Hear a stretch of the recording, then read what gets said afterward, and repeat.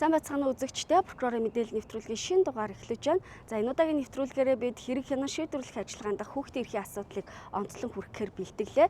Өөрөөр хэлбэл гэмт хэргийн улмаас хохирсон болон ямар нэгэн байдлаар гэмт хэрэгт үйлдэн холбогдсон шалгагдж байгаа хүүхдийн эрхийн асуудал ямар байгаа. За дахин зөрчигдөхөөс сэргийлэхийн тулд прокурорын байгууллага болон хууль хэлэлтийн байгууллага, иргэний нийгмийн байгууллагууд хэрхэн үр дүнтэй хамтран ажиллаж байгаа талаарх мэдээллийг хүргэх болно. За мөн зарим нэг тодорхой төрлийн гэмт хэргийн гаралт шийдвэрлэлт урьдчилан сэргийлэх мэдээллийг нэвтрүүлгээс хүлээн авч үзээрэй.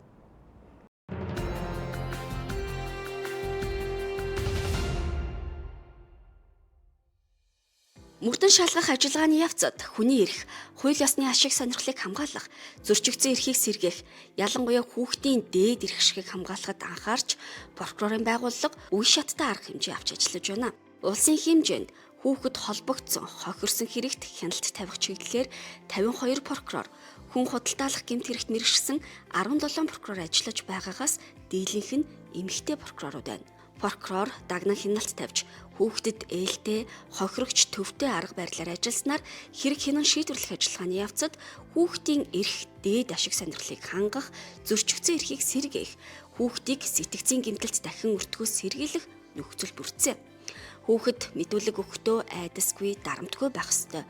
Техник технологийн хөгжил цаг үеийн хэрэгцээ шаардлагад нийцүүлэн мэдүүлэг авах ажиллагааг эрүүл шүүлтээс ангид аюулгүй орчинд явуулах, хүүхдийн эрхийг хамгаалах, насан туршаагүй хүнээс мэдүүлэг авах хөрөөг байгуулж ашиглах зорилгоор Улсын эрхийн прокурорын 2024 оны А-дрop техник дугаарын тушаалаар мэдүүлэг авах хөрөөнд тавигдах шаардлагыг шинжилэн гаргасан. Мэдүүлэг авах хөрөөний орчныг хүүхдэд ээлтэй байдлаар тохижуулж, айдасгүй, ямар нэг дарамтгүйгээр мэдүүлэг өгөх боломж нөхцөлийг хангах зорилгоор хүүхэд гэр бүлийн хөгжил хамгааллын асуудал хариуцсан төрийн захиргааны байгууллагын байранд байгуулах зохицуултыг шинээр тусгасан нь онцлог болсон. Улсын хэмжээнд 680 мэдүүлэг авах хөрөөг шаардлагад нийцүүлж, прокурорын зөвшөөрөл олгон ашиглаж байгаагаас 69 буюу 10.1% нь насанд хүрээгүй хүнээс мэдүүлэг авах хөрөө байна. Үүний 13 нь хүүхэд гэр бүлийн хөгжил хамгааллын асуудал хариуцсан байгууллагад байгуулагджээ. Зөвшөөрөлтөө өрөөний 68% нь орон нутагт, 32% нь нийслэлд байна. 8 өрөөг Монгол Улсын засгийн газар болон Америк нэгдсэн улсын хооронд байгуулсан хүүхэд хамгааллын түншлэлийн компакт гэрээний хүрээнд дэлхийн зүүн Азийн сан олуулсан байгууллагаас байгуулжээ. 2024 онд батлагдсан хүүхэд хамгааллын тухай хуулийн 29-р зүйлд хэрэг хянан шийдвэрлэх ажиллагаанд хүүхэд хамгааллыг тусгаж хуульчилсан байдаг. Прокурорын байгууллага цагдаагийн байгууллагатай хамтран хүүхэд хамгаалал хамтын ажиллагаа сэдвт сургалт хэлэлцүүлгийг 2026 оны 4-р сард зохион байгуулж хүүхэд хохирсон болон холбогдсон хэргийг хянан шийдвэрлэх ажиллагаанд хүүхдийн дээд эрх ашиг сонирхлыг нэн тэргуунд тавьсан хандлагыг төлөвшүүлэх, салбар хоорондын уялдаа холбоог бэхжүүлэх зэрэг олон асуудлыг хэлэлцлээ.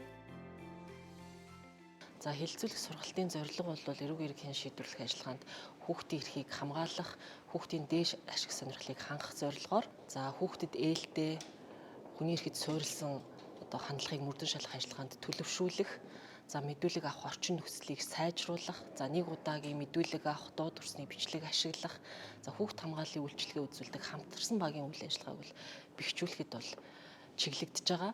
За энэ хүү хэлэлцүүлгээс бас хэлэлцүүлгийн явцад гаргасан санал шүүмжлэлийг тусгасан зөвлөмжийг бол цагдаа ерхий газартай хамтран гаргахаар төлөвлөж байгаа. За ингээд зөвлөмжөө бас тодорхой хугацаанд хэрэгжилтийг тооцож үр дүнд нь үндэслээд цаашид авч хэрэгжүүлэх арга хэмжээгээ тодорхойлохоор төлөвлөсөн байгаа. За цагдаагийн байгууллагаас бол одоо бага насны хүүхэд ялангуяа бэлгийн хүч хэрхэлд өртөж хогссон иргэдээр бол одоо онцгойлон анхаарч зөрчигдсөн эрхийг сэргээх, хүний эрхийн мэдрэмжтэй хандах чиглэлээр зохион байгуулалтын арга хэмжээнүүдийг авч ажиллаж байгаа. За үүний нэг одоо хэлбэр маань ижил хүйсийн буюу эмэгтэй мөрдөгч нараар дагнан мөрдөн шалгах ажиллагаа явуулах. Хохирчийг цагдаагийн байгууллага дээр аль болох цөөн удаа, нэг удаа дуудан ирүүлэх. Энэ үедээ тусгайлан нас сэтгэхүйн онцлог тохирсон асуултыг боловсруулж, за түүндээ үндэслэн болсон хэргийн нөхцөл байдлыг нэг удаагийн уулзалт ярилцлага мэдүүлгээр авах. За энэ үйл ажиллагаанд сэтгэл зүйчийг оролцуулах, хүүхдийг одоо мэдүүлэг өгөх, сэтгэл зүйн байдлыг тайвшруулах, бэлтгэх үе шатыг зохион байгуулж гэж ажиллаж байгаа. За энэ үйл ажиллагааг бол одоо улсын ерөнхий прокуророос баталсан стандартын шаардлага хангасан мэдүүлэг авах зөвшөөрөл олгогдсон энэ өрөөнд мэдүүлэг байцаалтыг авах үйл ажиллагааг зохион байгуулж байгаа. Хэлэлцүүлэгт хүүхд холбогдсон хохирсон хэрэгт дагнан хяналт тавьдаг прокурорууд, хүүхдээс үйлдсэн гэмт хэрэгт мөрдөн шалгах ажиллагаа явуулдаг мөрдөгч нар, хүүхэд гэр бүлийн хөгжил хамгааллын ерхий газар, хүний эрхийн үндэсний комисс, шүүхийн шийдвэр гүйцэх ерхий газар, шүүх шинжилгээний ерхий газар болон хүүхэд хамгааллын чиглэлээр үйлчлэгээ үзүүлдэг иргэний нийгмийн байгууллагын төлөөллүүд оролцож хамтын ажиллагаа тулгамдж буй асуудлаар санал солилцсон юм а. За хүний эрхийн үндэсний комисс 24 дахь хэлтгэлтэй бэлгийн хүчирхийллийн хоригч хүүхдийн эрхийн асуудлыг хөндсөн байдаг. За энэ хүрээнд хэрэг хэрэн шийдвэрлэх ажиллагааг хүүхдэд ээлтэй болгох чиглэлээр хэд хэдэн зөвлөмж гаргасан. За тэгээд энэ зөвлөмж маань улсын хурлын тогтоол болоод алавчсан. За тэгээд өнөөдөр энэ тогтоолын мөрөөр бас тодорхой ажлууд хийгдээд үр дүн гарч байгааг бас харах сайхан байна. Эмэгтэй мөрдөгчдийн тоо бол нэмэгдсэн. За өнөөдрийн байдлаар 137 эмэгтэй мөрдөгч насан туршаагүй гэмт хэргийн холбогдогч хохирогчтой бол ажиллаж яах гэдэг бол бас маш том ахиц дэвшил байгаа. За дээрэс нь мэдүүлэг авах өрөөний орчинг бол бас сайжруулсан. За прокурорууд маань энэ дээр стандартыг шинжилсэн. За энэ дээр өнөөдөр хүүхдэд ээлтэй, хүүхдэд тайван орчныг бүрдүүлсэн өрөө тасалгаанд хүүхдээс мэдүүлэг авч яах гэдэг бол бас хүүхдийн эрхийг хангаж байгаа, хүүхдийн дээд ашиг сонирхол бас тодорхой хэмжээнд хэрэгжиж байгаа гэдэг ийм зүйлийг бас хэлэхээр байна. Ямар ч хэлсэн бид нар бол ахиц дэвшил гаргаж байна. Гэхдээ бид нар энүүгээр зогтохгүй. Цаашдаа ч гэсэндээ биднэрт хийх зүйл бол зөндөө байна. Ялангуяа хүүхдийн төлөөллийг бүрэн бий болгох, энэ хууль ёсны төлөөлөгчийг бий болгох. Заавал хууль ёсны төлөөлөгч оролцдог байх. Өмгөөлөгч заавал оролцдог байх. За хүүхдийн хохирлыг заавал барагдуулдаг байх. Ийм асуудлуудыг бол бас шийдэх ийм хэрэгцээ шаардлага байгаа. Гэмт хэргийн хохирогч болсон хүүхэдтэй хохирогч төвтэй аргачлалаар ажиллах буюу форензик ярилцлагын аргыг мөрдөн шалгах ажиллагаанд нэвтрүүлэх нь хүүхдийн эрхийг хамгаалах, дахин зөрчигдөхөс сэргийлэх чухал ач холбогдолтой гэдгийг хэлэлцүүлэгт оролцогчид онцолж байна. Тэгэхээр энэ ярилцлага маань бол ихэнх тохиолдолд маш сайн бэлтгэлтэйгээр хүүхдтэйгээ нэг удаа ярилцлага хийгээд ярилцлагын явцыг дуу болон дүрсээр баталгаажуулаад ингээд цаашдын хэргийг хэн шийдвэрлэх явцад тухайн хүүхдээс мэдүүлгийг дахин авахгүйгээр бусад мэрэгчлэтнүүд өөрийн ажил үүрэгт холбогдох мэдээллийг тухайн бичлэгээс олж авах ийм замаар хийгддэг юм ярилцлага байгаа. Форензик ярилцлага нь гэмт хэргийн хохирогч хүүхдээс болсон хэргийн талаар нотлох баримтын шаардлага хангах үйд мэдээллийг авах зорилготой ярилцлага бөгөөд хүүхдийн нас сэтгэл зүйн онцлогийн талаарх ойлголттой тусгай бэлтгэгдсэн мэргэжилтэн хохирогч төвтэй ярилцлагын аргачлалаар авдаг энэ арга зүйг олон улсад өргөнөөр ашиглаж байна. Ярилцлагын энэ аргачлалыг хэрэгжүүлж хэвших, хууль зүйн үндслэлийг боловсронгүй болгох хэрэгцээ шаардлага зүй ёсоор үүссэн байна.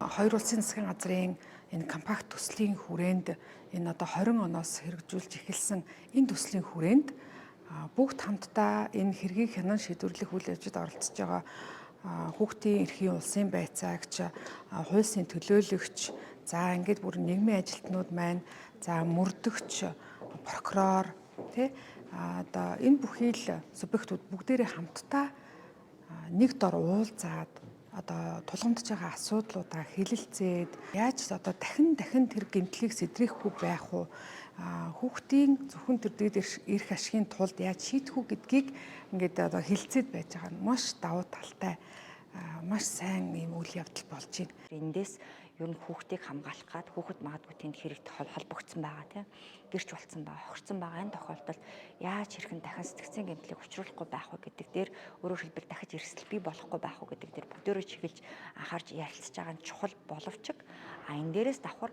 ямар алдаа бэрхшээл байна вэ гэдгийг бид нар олж харж байна. За жишээлбэл цагдаагийн байгууллагаас хэрэг хянан шийдвэрлэх явцдаа жишээ нь хууль ёсны төлөөлөгчдийн гаргадаг нийтиг алдаач гэдэг юм уу, анхан шатанд ажиллаж байгаа хохирчийг хамгаалах үйлчлэгээ үзүүлж байгаа иргэний нийгмийн байгууллагын хувьд бол мэдээж хүүхдээ тэр дундаа цаашдаа насан туршид амьдралын чанарыг сайжруулахад чиглэсэн үйл ажиллагаа явуулдаг хүний байгууллагын хувьд бас харахад бол нэлээд сайшралтай харагдаж байна. Хүүхдүүд хүний эрүүл мэндийн халдашгүй байдлын эсрэг гэмт хэрэг, хулгайлах, хүчиндэх гэмт хэргийн улмаас хамгийн их хохирчээ. Тиймээс гэмт хэрэг зөрчлөөс үрчлэн сэргийлэхэд прокурорын байгууллага онцгой анхаарал хандуулан ажиллаж байна. За Баянгол дүүргийн хэмжээнд гэмтэрхий улмаас хүүхэд тохирсон болон холбогдсон тохиолдол өсөх хандлагатай байна. За тухайлбал сүүлийн 2 жил буюу 2024 онд 210 хүүхэд, 2025 онд 221 хүүхэд хохирсон бол за өсвөр насны хүүхдийн гэмтэрэг үйлдсэн байдал нэмэгдэж 2024 онд 42 байсан бол 2025 онд 69 болж өссөн байна. За иймээс Баянгол дүүргийн прокурорын газраас хүүхдийн дээд ашиг сонирхлыг хамгаалах чиглэлээр за гэмтрэгээс урьдчилан сэргийлэх үйл ажиллагаанд төлөвлөгөө анхаарч за дүүргийн гэмтрэгээс урьдчилан сэргийлэх салбар зөвлөл, ерөнхий боловсролын сургууль, эцэг эхчүүд мөн иргэний нийгмийн байгууллагуудтай хамтарч нөлөөллийн үйл ажиллагааг тогтмол зохион байгуулж байна. Дархуул аймгийн хэмжээнд бол яг хүүхэд хохирсон холбогдсон эргүүдийн асуудал дээр бол хүүхэд өртсөн хохирсноос гэхээс илүү хохирж эрхэм зөрчигдгөөс урьдчилан сэргийлэх тал руу бол ажлыг зохион байгуулах ажлыг бол зохион байгуулалт хийж байгаа. За энэ дээр бол тухайлбал хэлэх юм бол тодорхой кейс дээр хүүхдүүдийг өөрсдийн нь жүжигчилсэн буюу театралсан байдлаар бол тоглолтыг хийлгүүлээд энэ дээр нь бол санал шүүмжлэл за асуулт хариулт хэлбэрээр явуулах ийм арга хэлбэрийг бол авч хэрэгжүүлээд ерөнхий боловсролын сургуулиудаар явуулаад ажиллаж байна. Хүүхдийн дээд эрх ашигыг хамгаалах, эрхийг нь зөрчихгүй байх, зөрчигдгөөс сэргийлэх нь хуулийн байгууллага төдийгүй эцэг эх асар хамгаалагчдын хамгийн чухал анхаарал хандуулах зүйл юм а. Хүүхэд гэр бүл, сургууль, нийгмийн арга хэмжээнд өөрийн үзэл бодлоо чөлөөтэй илэрхийлж сурч боловсрч хөгжих хэрэгтэй. Түүнчлэн хүүхэд гэмт хэрэг, аюул осол, сэтгэл санааны дарамтнаас бүхий л орчинд хамгаалагдах хэрэгтэй. Хүүхдийн эрх нь тэдний нас хүйс, нийгмийн гарал, биеийн хөгжлөөс үл хамааран бүгдэд адил тэгш байна. Гэхдээ хүүхэд томчуудтай адил өөрийн эрхийг бусдаас шаардаж чаддаггүй. Хэрэг хүүхэд бие мах бодийн хүчирхийлэл, сэтгэл санааны дарамтад байгаа мөн гэмт хэргийн хохирогч гэрч болсон бол хүүхэд өөрөө эсвэл ах эгч гэр бүлийнхэн хөршин тухайн хүүхдийн талаарх мэдээллийг хүүхдийн тусламжийн утас 108 хамтарсан баг буюу хороо, багийн засаг дарга, цагдаагийн ажилтан, гэр бүлийн хөгжлийн нийгмийн ажилтан, сургуулийн нийгмийн ажилтан, өрхийн эмчит өгснөөр хүүхэд хамгааллын хариу үйлчилгээг авах болно. Хүүхдийн эрхийг хамгаалах нь иргэн бүрийн үүрэг юм.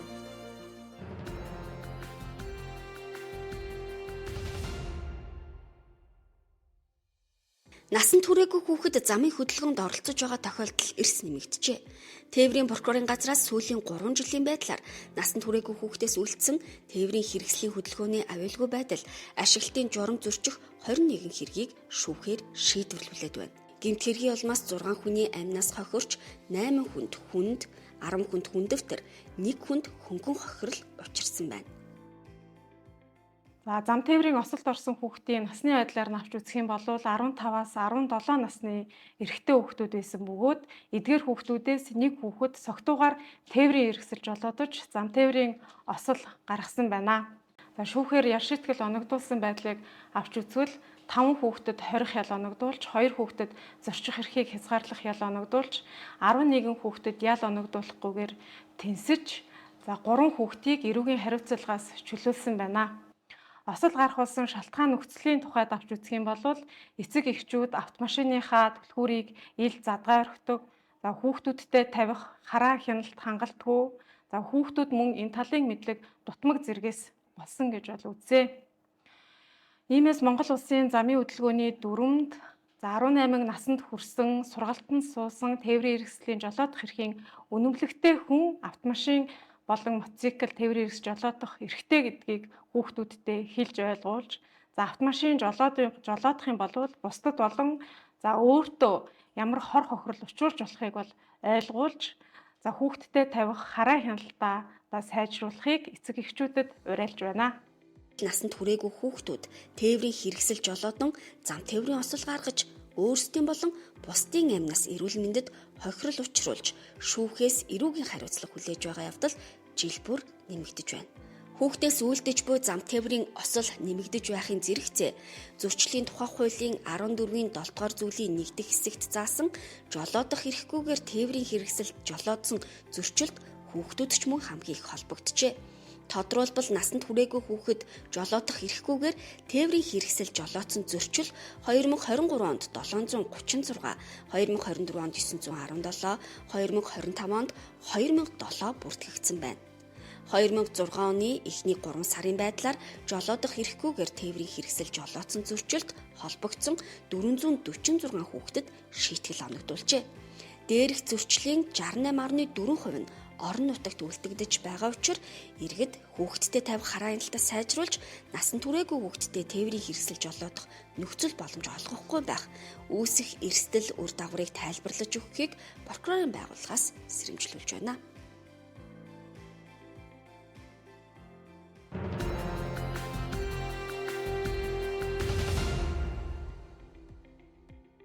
Прокурорын байгууллагаас 2025 он 2026 оны 1-р улирлын байдлаар эрүүгийн хуулийн 17-гийн 12 дугаар зүйлд заасан мал хулгайлах нийт 2144 хэрэгт хяналт тавьжээ. Мал хулгайлах гэмт хэрэг Хинти, Архангай, Дорнод, Сүхбаатар аймагт хамгийн их үлдэгджээ. Прокуророос мал хулгайлах гэмт хэрэгт 551 хүнийг холбогдуулан эрүүгийн хэрэг үүсгэж ялагдагчаар татснаас 393 хүнд холбогдох 246 хэргийг ялах дүгнэлт үлдэлж шүүхэж шилжүүлсэн. Шүүхээс 239 хэрэгт 333 шүүгдэгчийг мал хулгайлах гэмт хэрэг үйлдсэн гин буруудад тооцож 262 шүүгдэгчид 1-ээс 12 жил хугацаагаар хорих ял, 29 шүүгдэгчид 6 сараас 4 жил 5 сарын хугацаагаар зорчих эрхийг хязгаарлах ял, 42 шүүгдэгчид хорих ял оногдуулахгүйгээр 6 сараас 2 жил хугацаагаар тэнцэж хянаа харгалджээ. Мөн хулгайлах гэмт хэргийн улмаас учирсан 873 сая төгрөгийн хохирлыг нөхөн төлөвлөжээ. Прокурорын байгууллага 2025 онд соёлын өвийн эсрэг гэмт хэрэг үйлдсэн 33 хүнд холбогдох 14 хэрэгт яллах дүгнэлт үлдэж хэргийг шүүхэд шилжүүлсэн бол 2026 оны 1-р улирлын байдлаар 7 хүнд холбогдох 5 хэрэгт яллах дүгнэлт үлдэж шүүхэд шилжүүлжээ. Шүүхээс хууль бусаар археолог, палеонтологийн хайгуул, малтлах хийж бурхны толгой, очир зэрэг соёлын бие төвд хамаарах эд зүйлсийг олж авч завшсан энэ эс нарыг гэмт хэрэг үйлдсэн гин буруутад тооцож тус бүртэн 5.4 сая төгрөгийн торгох ял оногдуулж гэмт хэрэг үйлдэж олсон соёлын бие төвийн эд зүйлсийг соёлын өвийн үндэсний төвд шилжүүлэхээр шийдвэрлсэн. Түүх соёлын хөдлөх дурсгалт зүйл, соёлын бие төв болох сандуужууд, тарван чимбүү зэрэг судрыг хууль бусаар олж авч бусдад худалдсан ишийг гэмт хэрэг хийсэн гин буруутад тооцож 5 сая төгрөгөөр торгох ял оногдуулж судруудыг соёлын өвийн үндэсний төвд шилжүүлж хууль бусаар олсон орлогыг хурааж улсын орлого болгохоор шийдвэрлсэн. Түргийн үед хамаарах дөрөө, амгаа, зуузай, төмөр, цагираг зэрэг эд зүйлсийг хууль бусаар олж авч хувьдаа завшсан. Соёлын бие төвийн хууль бус худалдааг зохион байгуулсан. Энийг гэмт хэрэг хийсэн гин буруутад тооцож 8.1 сая төгрөгөөр торгох ял оногдуулж соёлын өвийн эд зүйлсийг мөн соёлын өвийн үндэсний төвд шилжүүлэхээр шийдвэрлсэн. Дундгов аймгийн Хүрэн хайрхны хадны бичээс буюу орон нутгийн хамгаалтад авсан түүх соёлын үл хөдлөх дурсгалыг санаатай эвдсэн гэмтээсэн бүгд найрамдах хязгаардуулсан 2 иргэнийг гэмт хэрэг хийсэн гин буруутад тооцож тус бүртэн 5.6 сая төгрөгийн торгох ял оногдуулж байгаль орчинд учирсан хохиролт 9 сая төгрөгийг төлөвлөж шийдвэрлэжээ. Прокурорын мэдээлэл нэвтрүүлгийн 2026 оны 4-р сарын шинэ дугаар та бүхэнд хүрлээ. Нэвтрүүлэгтэй хамт байсанд баярлалаа.